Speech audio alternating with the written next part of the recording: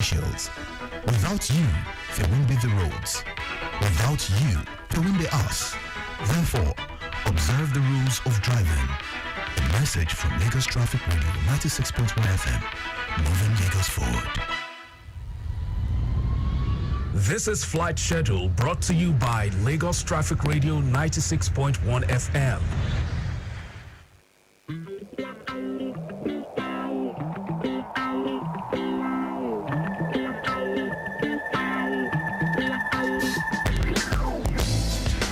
On Flight Schedule this morning, we have Max Airline Lagos to Kano flight at 6:25 p.m. Arik Air Lagos to Abuja flight at 2:20 p.m. and 6:10 p.m. and Lagos to Port Harcourt is at 10:40 p.m. and 5:30 p.m. Ibom Air Lagos to Abuja flight at 11 a.m. and 6:30 p.m. while Lagos to Enugu is at 3 p.m. and Lagos to Uyo at 1:30 p.m. and 4:30 p.m.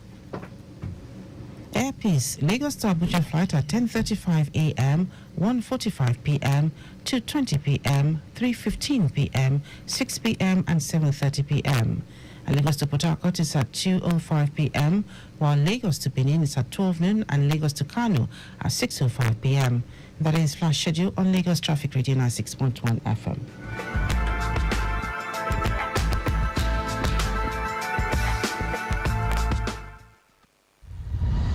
You've just listened to Flight Schedule brought to you by Lagos Traffic Radio 96.1 FM. Texting or chatting while driving is not multitasking. It is driving blind.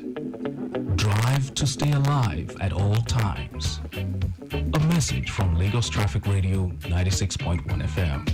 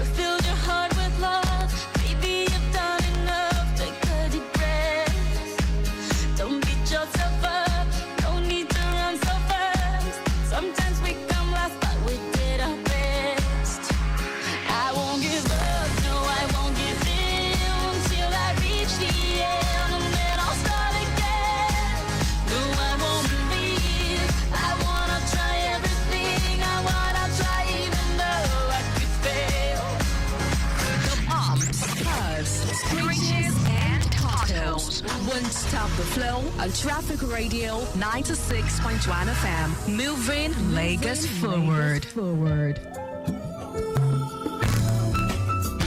Accelerate Lagos is brought to you by the Lagos State Employment Trust Fund.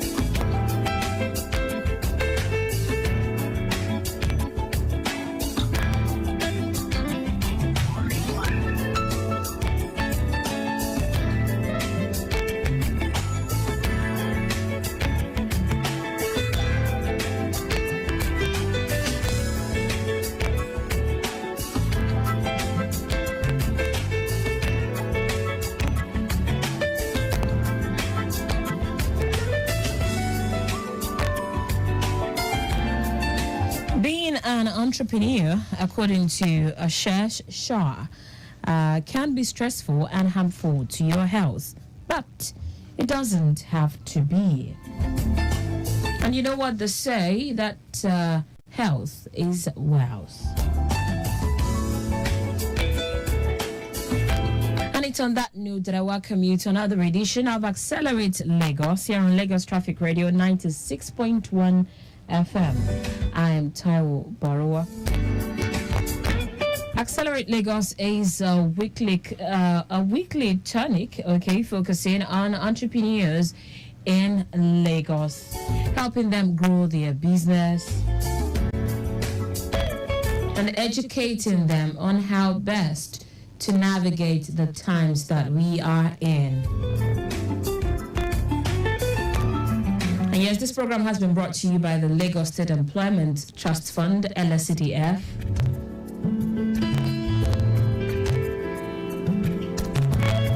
And of course, that's the Lagos State government agency saddled with the responsibility of ensuring that entrepreneurs in Lagos actually have what it takes to keep growing. And of course, reduce unemployment to the barest minimum. Today on the program, we shall be delving into the health sector, health segment, so to say, because it's the Stress Awareness Month. And today we shall be focusing on practical strategies for effective stress management.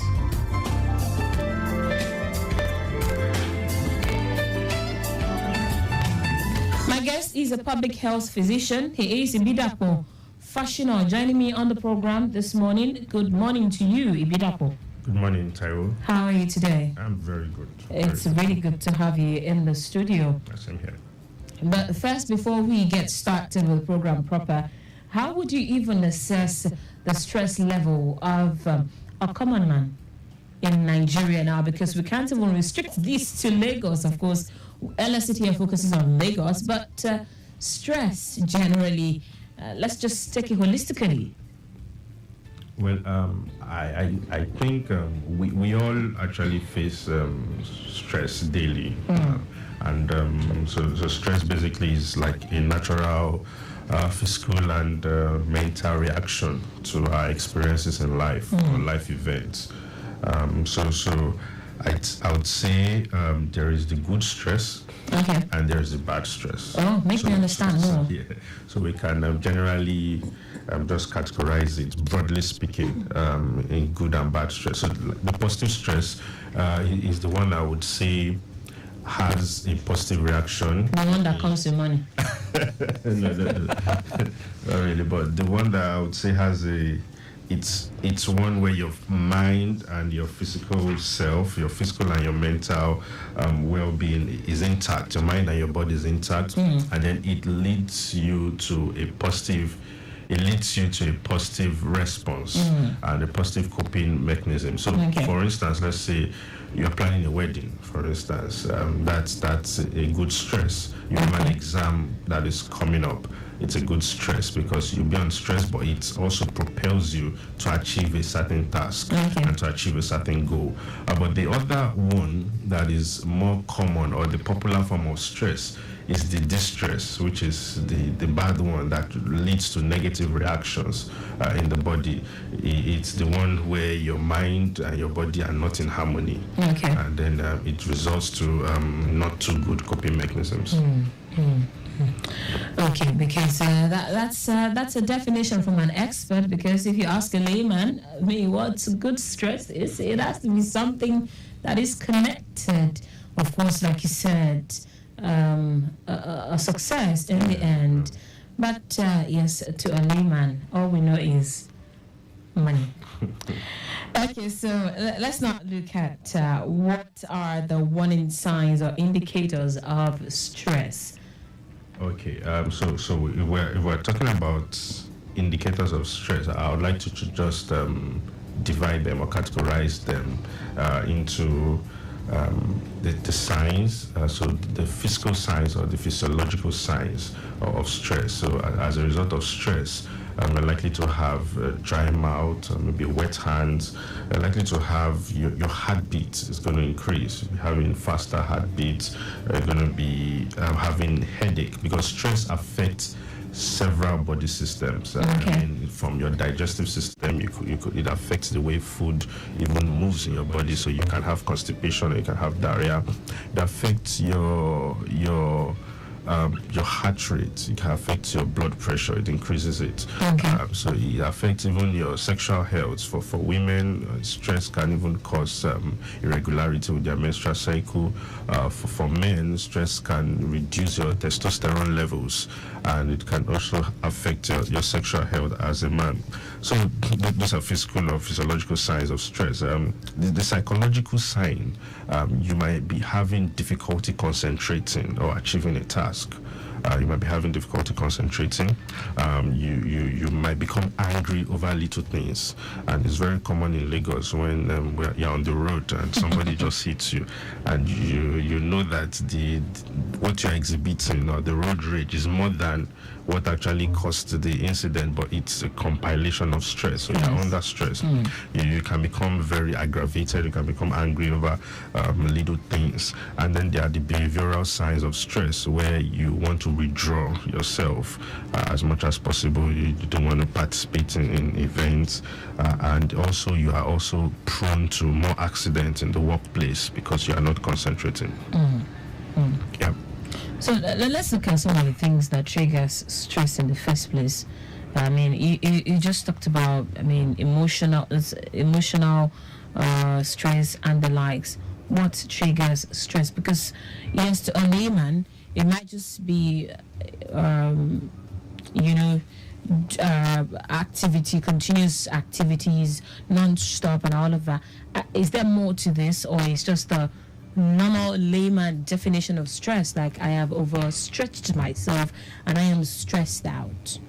Okay, so firstly, if you notice those signs that we talked about, it gives you a clue that you are actually undergoing stress.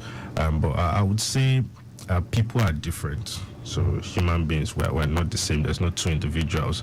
When it comes to stress and identifying your own trigger, you need to know yourself. You need to, because you're not the same with another person. There are certain events that might be stressful to someone, but pleasurable to another person. I mean, for instance, let's say traveling, for instance. Some people really love long distance travel. They want to just go enjoy the road from Lagos to Kano or to Abuja.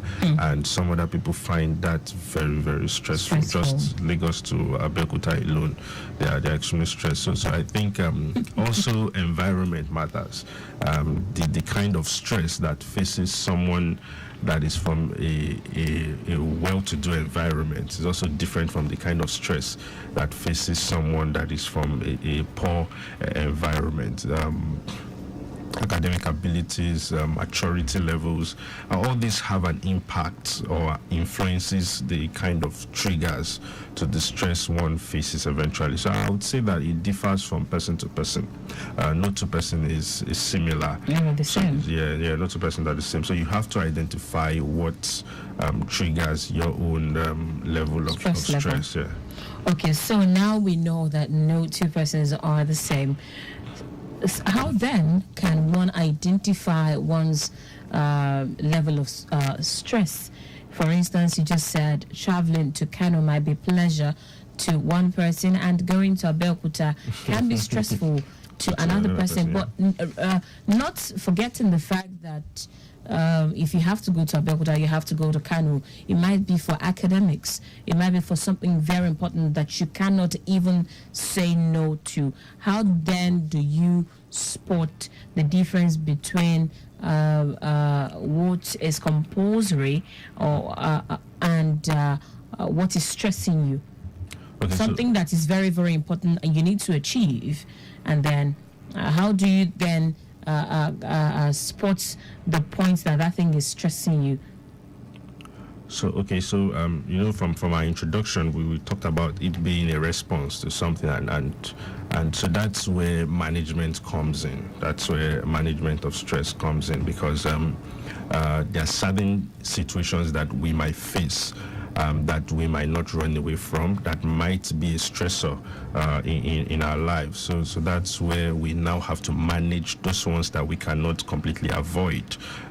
Just like the example you cited, such a situation, it might be stressful for such a person who doesn't find traveling fun, but that person now has to manage that stress.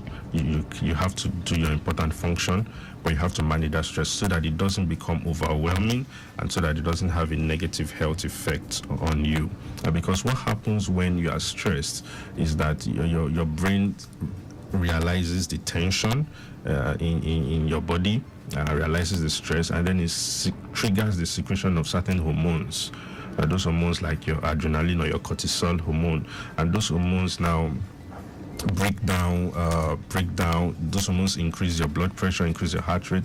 They break down some fat storage in the body, because it wants to release fuel to your muscles to be able to walk. It's like a fight or flight response.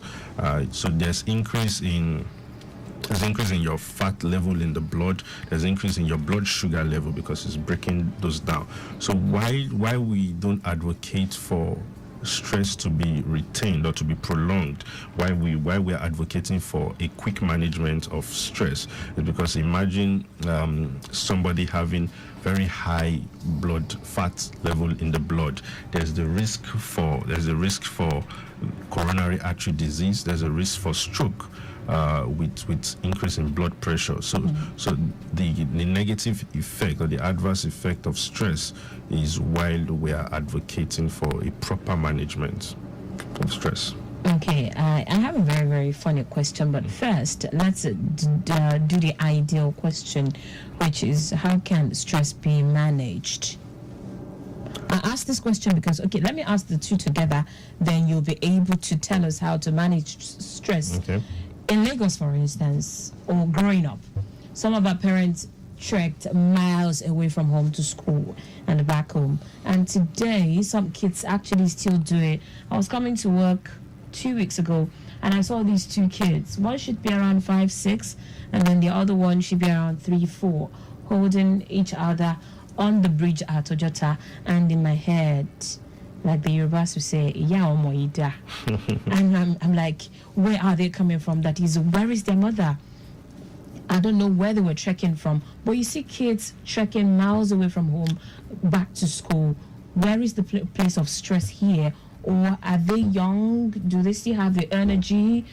I mean, I don't think they have the calories that they are burning. I don't know.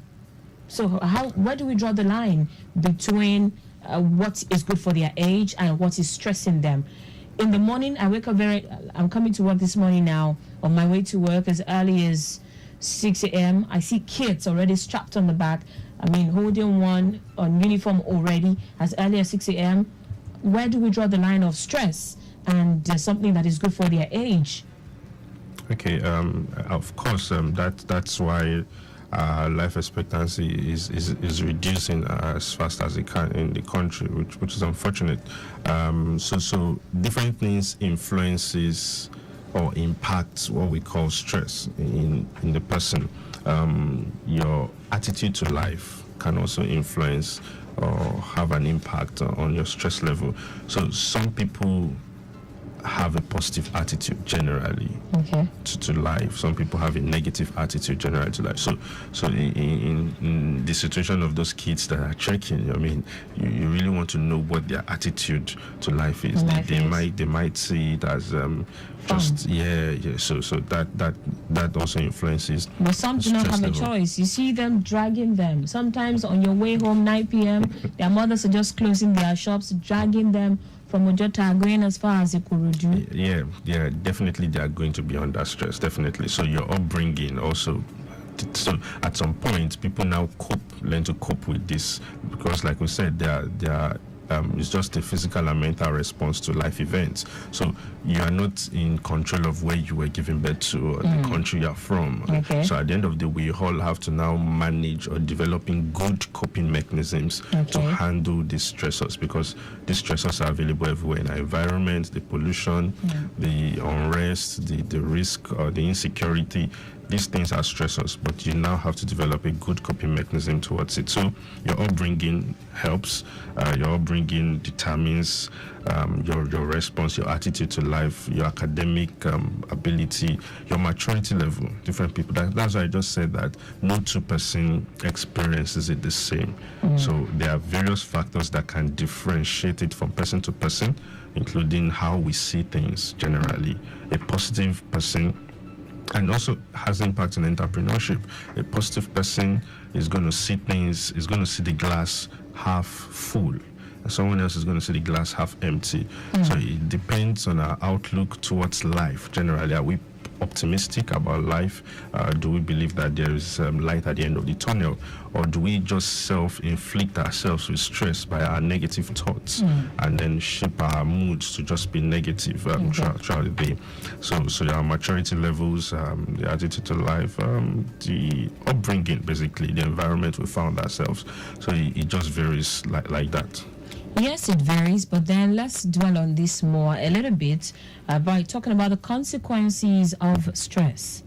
Sometimes we downplay the consequences of stress by just saying that, oh, it's just a form of exercise. Is it truly a form of exercise, or there are consequences? No, it's not. It's not a form of exercise. In fact, exercise is one of the coping mechanisms to dealing with stress. You want to exercise, so you get your body and your blood to flow properly. So there are consequences, and the consequences of stress was part of the things I highlighted earlier. That your brain releases hormones into the body. Those hormones start acting, and when the response is prolonged, because those responses are not meant to be prolonged, they are meant to be for initial experiences, just to deal with the situation. But in a situation where the responses keep on firing all day and there's no resolution to that problem, that means the stressor is still actively there. You're still under that stress for a prolonged period of time. It now begins to have adverse effects on you. I mean, your muscles become so tense, and you're having body ache, you're having headache. So it affects virtually almost all your body systems. Part of the body. Yeah. All right, you're still tuned to Lagos Traffic Radio 96.1 FM. The program is Accelerate Lagos, and it is the Stress Awareness Month, okay? And today we are focusing on practical strategies for effective stress management. Just if you're wondering who you have been hearing, I have been speaking with Ibidapo Fashino, who is a public health physician. Quickly, let's take a look at what the roads are looking like before we continue with our conversation. There is an incident at PWD, and that's precisely at Sule Inward Ilizik intersection.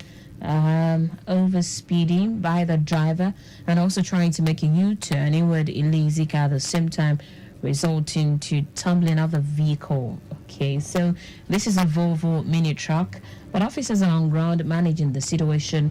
But I can confirm to you that from the screen here, Lagos Abeokuta Expressway is still looking a bit okay. Very, very appreciable.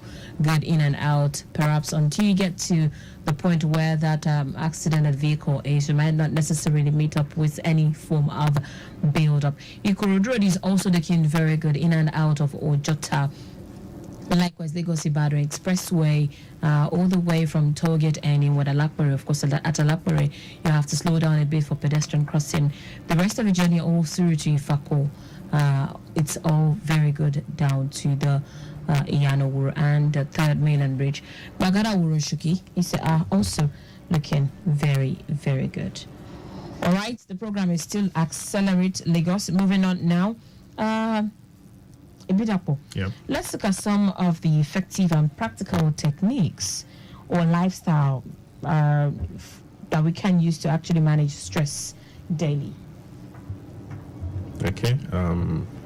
We already said one earlier, exercise. Okay. I mean, so it's important that you exercise regularly, take part in aerobic exercises. Out of the tight schedule in Lagos, getting stuck in traffic and all of that, waking up very early to go to work. How do I get to exercise? And you must just perhaps trekking or adding to the stress. Where is the place of trying to exercise by trekking home? Is it actually exercising or stress or adding more to adding to the stress? Trekking is an exercise.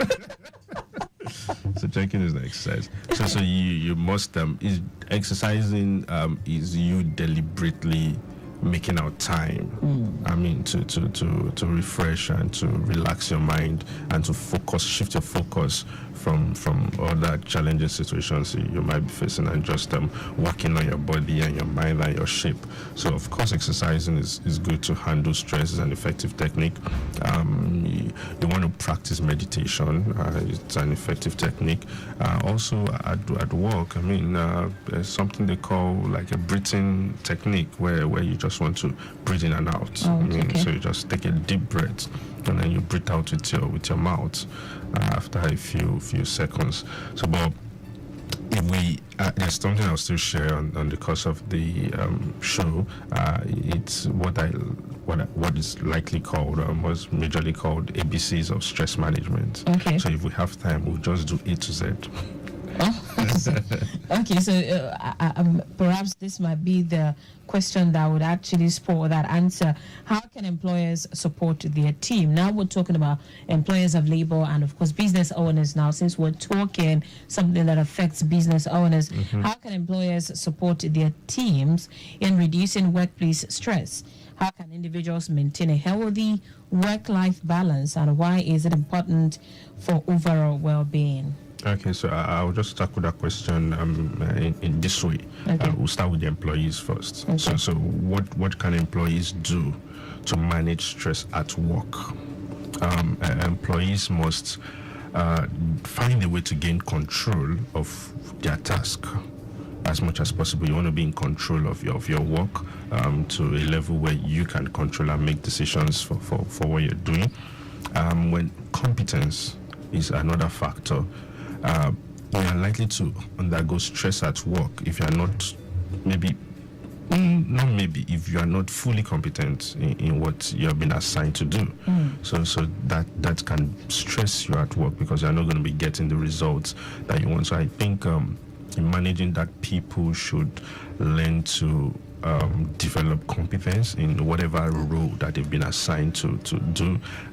Seek out all the tools that can help you achieve your task, work, and learn every skill that you know that is going to be essential to success of that project or that delivery. So competence is very key.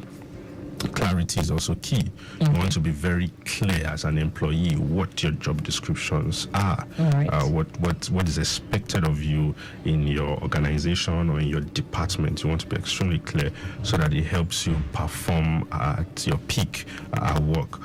Communication is also key. You want to practice two-way communication, not just one-way communication. When you get something, you want the feedback. You want to be certain and be sure of what is expected of you. I mean, these are just ways of which you can manage stress in the workplace as an employee. Support is also key. You want to have social support at work. I mean, we are not designed to live in isolation. So as much as possible, you want to develop friendship, you want to develop relationship with your work colleagues, which can make work also easier to the work environment friendly and easier for you. And then there's a point of you knowing that you're making an impact. There's a point of you.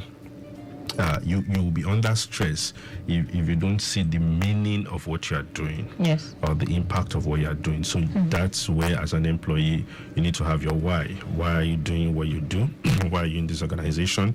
What is the impact for you? What is are you sure that you take pride in your work? Because if you are going to work and you're not enjoying what you are doing, you are likely to be having stress at work. You are likely to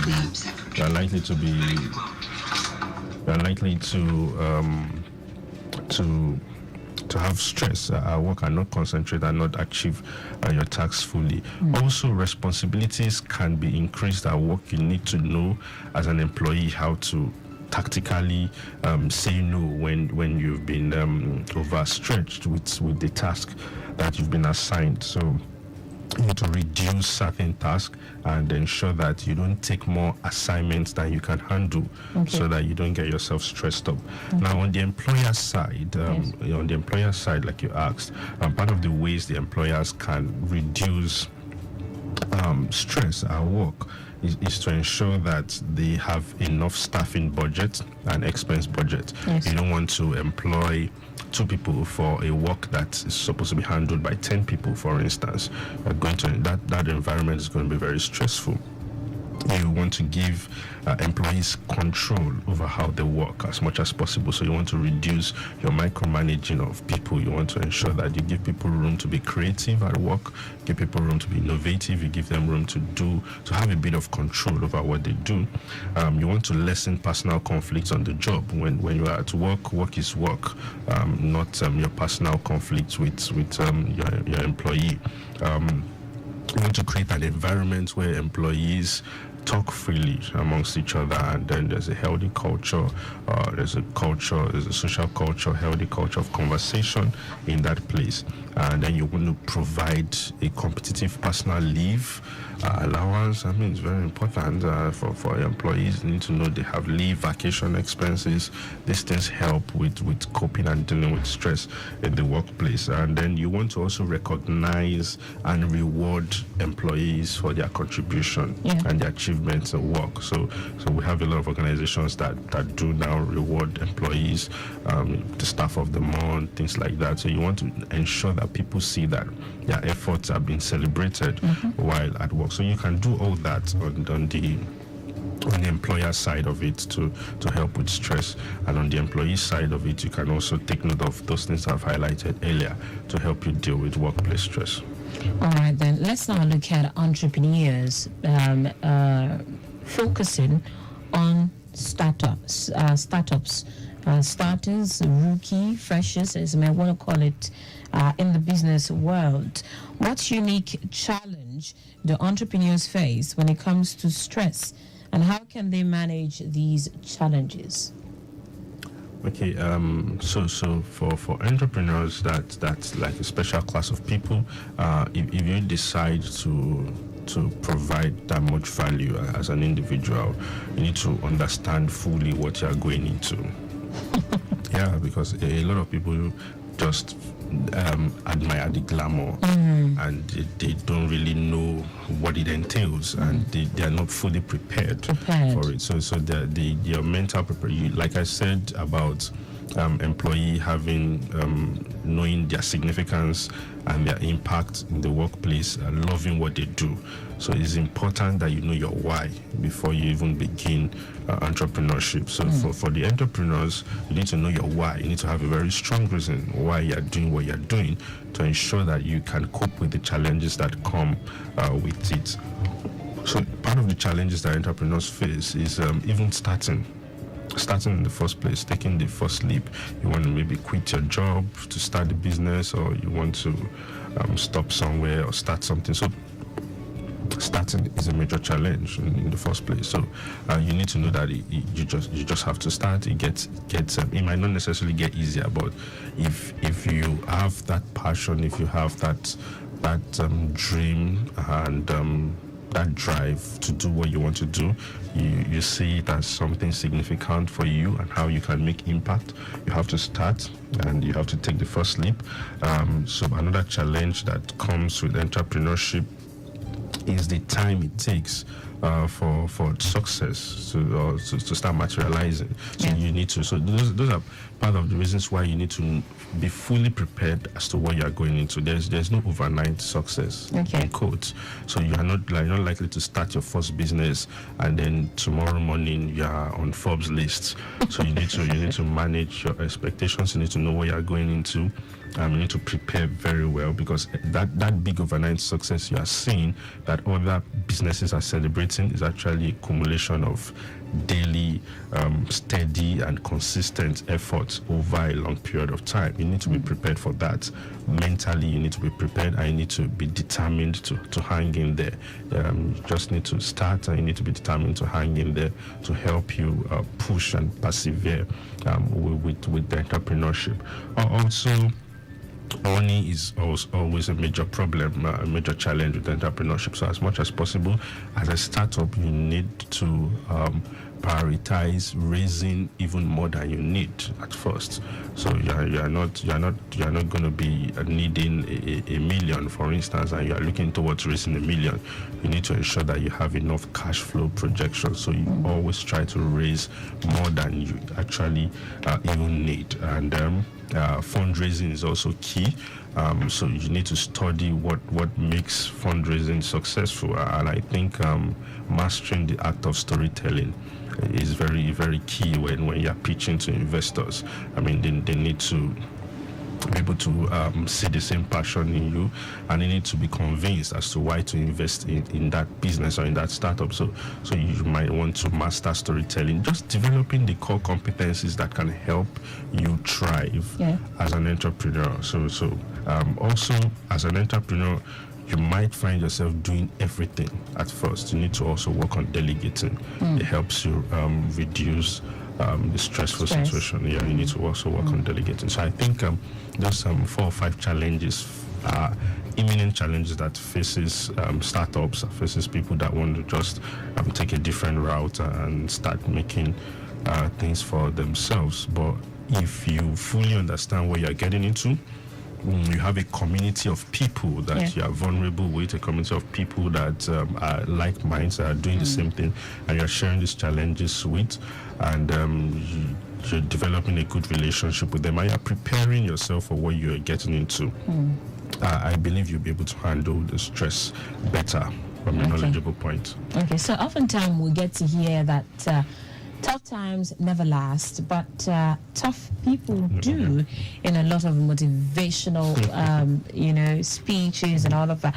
But then you also have to know that you get to a point that you would need help, because you cannot do it all alone. You need someone to hold your hands through the journey. At what point should an entrepreneur seek help?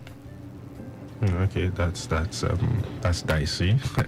So again, like I said earlier, no two individuals are the same. So you have to be fully knowledgeable about yourself. You need to know yourself fully and clearly. And so the point where it's reaching that breaking point for you, where it's reaching, you are beginning to see the clear signs of stress. You are beginning to feel sick. Your immune response is beginning to be low. At that point, you might need to just take a break and seek help.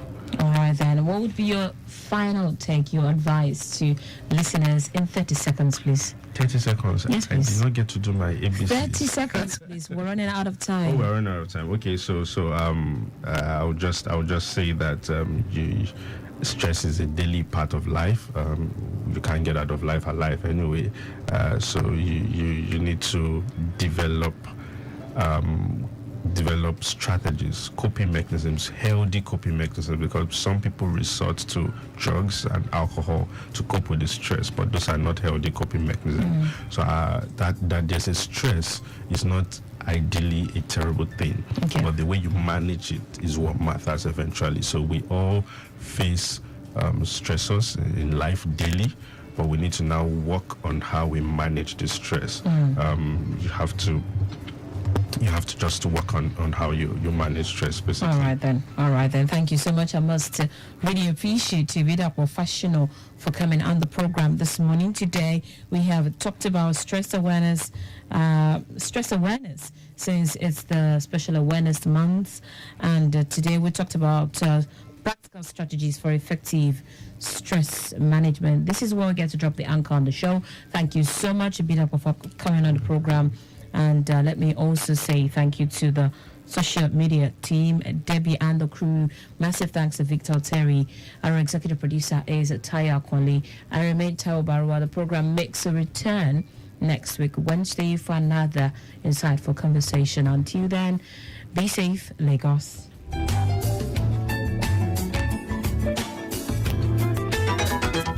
the roads, there won't be vehicles. Without the roads, there won't be the streetlights. Without the roads, there won't be the need for traffic lights. Without the roads, there won't be any need